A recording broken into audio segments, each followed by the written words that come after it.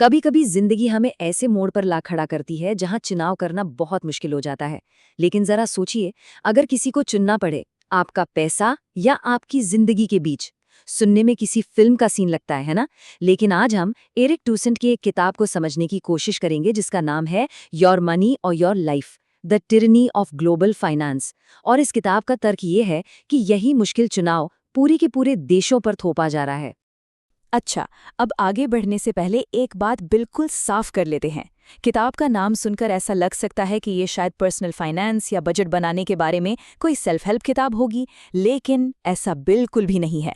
लेखक ने इस जाने पहचाने मुहावरे पैसा या जिंदगी को एक बहुत बड़े, एक ग्लोबल लेवल पर इस्तेमाल किया है।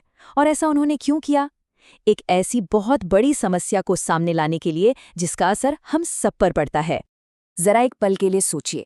कल्पना कीजिए कि किसी अंधेरी गली में कोई लुटेरा किसी एक इंसान को नहीं, बल्कि पूरे के पूरे देश को घेर कर खड़ा हो जाए और उस देश की सरकार से कहे कि तुम्हारे पास दो ही रास्ते हैं, या तो अपना कर्ज चुकाने के लिए अपने लोगों की सेहत, उनकी शिक्षा, उनकी भलाई की बलि दे दो, या फिर एक भयानक आर्थिक बर्बादी के लिए तैयार हो जाओ।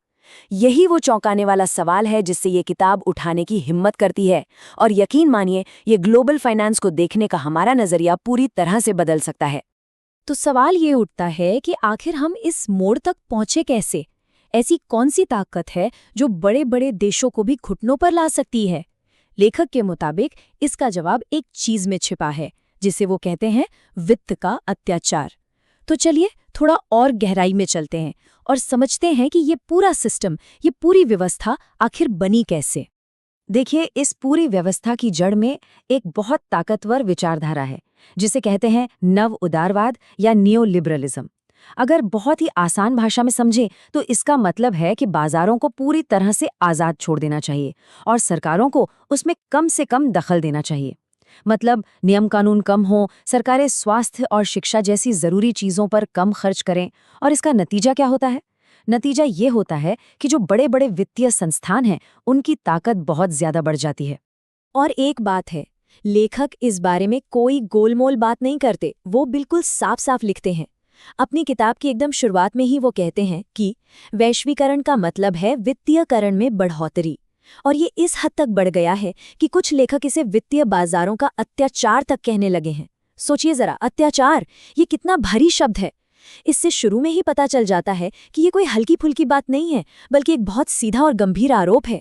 तो सवाल ये है कि ये अत्याचार अपनी ताकत का इस्तेमाल करता कैसे है? किताब के मुताबिक इसका एक मुख्य हथियार है जो कंट्रोल करने का एक बहुत बड़ा जरिया बन गया है, और वो है अंतर्राष्ट्रीय कर्ज। और बस यहीं से कहानी में एक बहुत बड़ा मोड़ आता है। देखिए, 1970 के दशक के आखिरी सालों में असली ब्याज दरें बहुत कम हुआ करती थीं। मतलब देशों के लिए उधार लेना काफी आसान था। लेकिन फिर अचानक 1981 आते आते ये दरें बढ़कर 8.6% तक पहुंच गईं। एक अंदाजा लगाइए, अगर किसी के होम लोन का ब्याज अचानक कई गुना बढ़ जाए तो क्या होगा?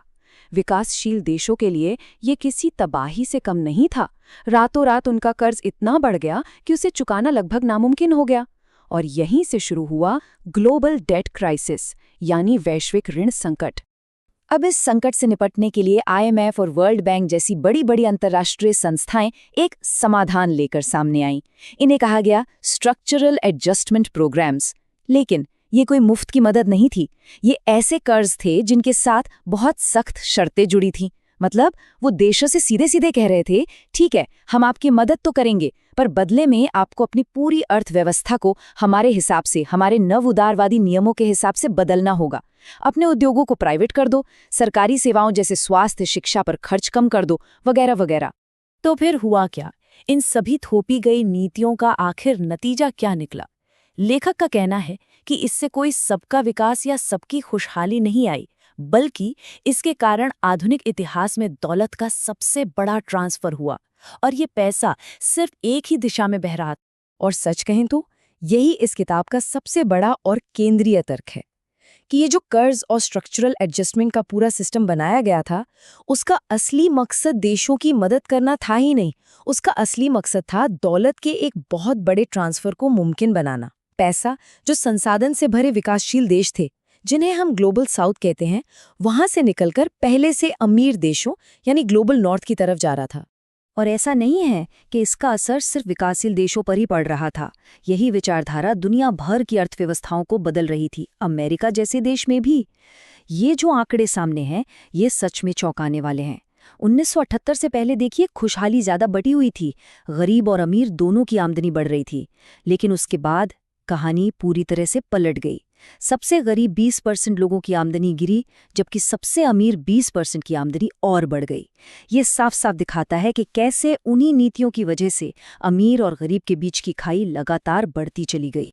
अब इतना सब कुछ सुनने के बाद मायूस हो जाना बहुत आसान है। लग सकता है कि सब कुछ कितना खराब है, लेकिन ये किताब सिर्फ समस्याएं गिनाकर नहीं रुक जाती। इसका एक बड़ा हिस्सा इस बहुत ज़रूरी सवाल को समर्पित है कि क्या इसका कोई दूसरा रास्ता है, क्या कोई विकल्प है? इस सिस्टम को बदलने के लिए आखिर किया क्या जा सकता है? लेखक कुछ बहुत बड़े और फौरी तौर पर लागू करने वाले उपाय सुझाते हैं। सबसे पहला, जो सबसे गरीब देश हैं, उनका सारा कर्ज माफ कर दिया जाए। उनका तर्क है कि ये देश तो असल कर्ज से कई गुना ज्यादा ब्याज में चुका चुके हैं। दूसरा सुझाव कि IMF और वर्ल्ड बैंक के पास जो सोने का इतना बड़ा भंडार है, उसे कर्ज देने के बजाय सीधे विकास के कामों में लगाया जाए। और सबसे क्रांतिकारी बात, वो कहते हैं कि इन पुरानी संस्थाओं की जगह नई, ज्यादा न्यायपूर्ण संस्थाएं बनाई जाएं, जिनका मकसद सच में लोगों की सेवा करना हो। लेकिन सिर्फ तुरंत उठाए गए कदमों से काम नहीं चलेगा। लेखक इससे भी आगे बढ़कर सिस्टम में गहरे बदलाव की बात करते हैं। मतलब, हमें अपनी प्राथमिकताएं बदलनी होंगी। जमीन और रोजगार जैसे बुनियादी मानवाधिकारों की गारंटी देनी होगी, और जो वित्तीय पूंजी की बेहिसाब ताकत है, उस पर असली लगाम लगानी होगी। और ये बात बहुत जरूरी है, ये सब कुछ ऊपर से अपने आप नहीं होगा। लेखक का मानना है कि बदलाव की असली ताकत नीचे से आती है, जमीनी सामाजिक आंदोलनों से। जब आम लोग एक बेहतर और न्यायपूर्ण सिस्टम की मांग करने के लिए एकजुट होते हैं। और इस सारी बात का निचोड़ लेखक के अपने शब्दों में कुछ ऐसा है: अब समय आ गया है कि हम अपने साझे भविष्य को फिर से बनाने के लिए अपनी ताकतों को भी ग्लोबलाइज करें, उन्हें संगठित करें और आगे बढ़ाएं। तो आप देखिए, ये सिर्फ इकोनॉमिक्स की किताब नहीं है, ये एक तरह का मैनिफेस्टो है। ये हम सभी के लिए एक कॉल टू एक्शन है, एक ज्यादा इंसाफ वाली दुनिया के लिए मिलकर काम करने का एक आह्वान। तो आखिर में ये किताब हमें एक बहुत ही बुनियादी सवाल के साथ छोड़ जाती है कि हम इस ग्लोबल फाइनेंशियल सिस्टम को दोबारा कैसे डिजाइन करें, इसे ऐसा कैसे बनाएं कि ये सिर्फ पैसे के लेन देन का जरिया ना रहे, बल्कि इंसानों की जिंदगी को बेहतर बनाने का काम करे। किताब का जवाब है कि हाँ, ये मुमकिन है, लेकिन इसके लिए हमें उन पुरानी सोच को चुनौती देनी होगी जिन्हें हम सच मानकर बैठ गए हैं, और हमें बदलाव की मांग करनी होगी। और ये एक ऐसा सवाल है जिस पर हम सबको सोचना बहुत जरूरी है।